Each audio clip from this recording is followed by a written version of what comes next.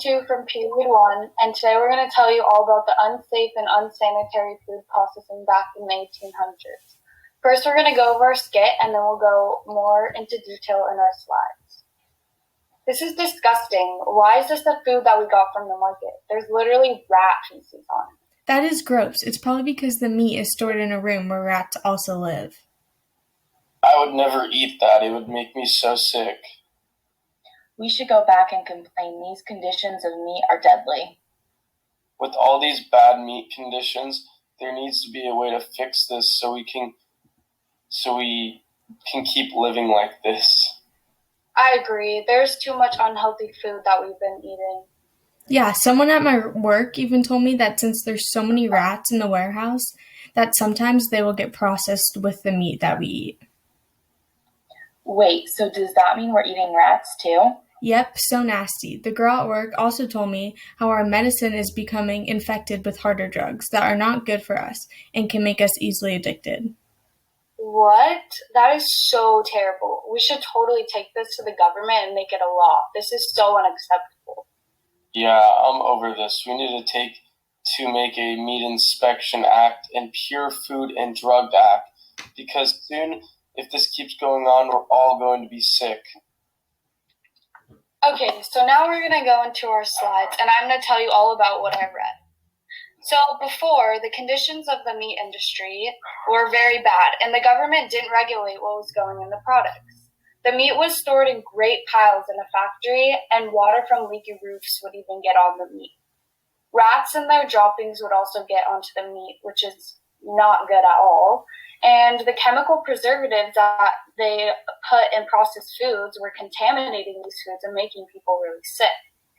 And not to mention the medicine. The cough syrup caused illness, and they often gave out addictive narcotics, which made people more likely to be addicted to drugs back then. And then there were two reforms that were passed by the government once people had started complaining and opened their eyes to what was really going on. So the Meat Inspection Act was passed by Theodore Roosevelt to regulate how the meat was packaged and kept before leaving the factory. And then the Food and Drug Act was also passed by Roosevelt and regulated. He regulated what was added to the food and drugs, and he prohibited misleading labeling of food and drugs. And this was really important because today nothing like that would ever happen. Because if you gave somebody, or if a factory gave out meat to somebody that wasn't right or regulated, they could get sued and lots of legal trouble.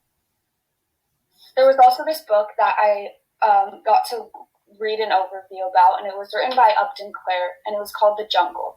And he basically wrote all about what the meat factory really was like, and the public was able to see that their meat was being processed very poorly, and they needed reforms to happen because of this book.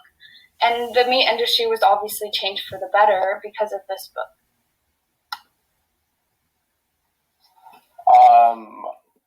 The meaning behind the meme, I got it from just how the meat packing industry would just neglect the fact that the meat could make people sick. It would have mold, animal droppings. It could also have just been bad meat, and they would still sell it to the public because they would just neglect the fact that it could make you sick because they didn't care enough. They just cared about making money, and they didn't treat their employees right or train them, so a lot of the meat would end up looking like this or even worse.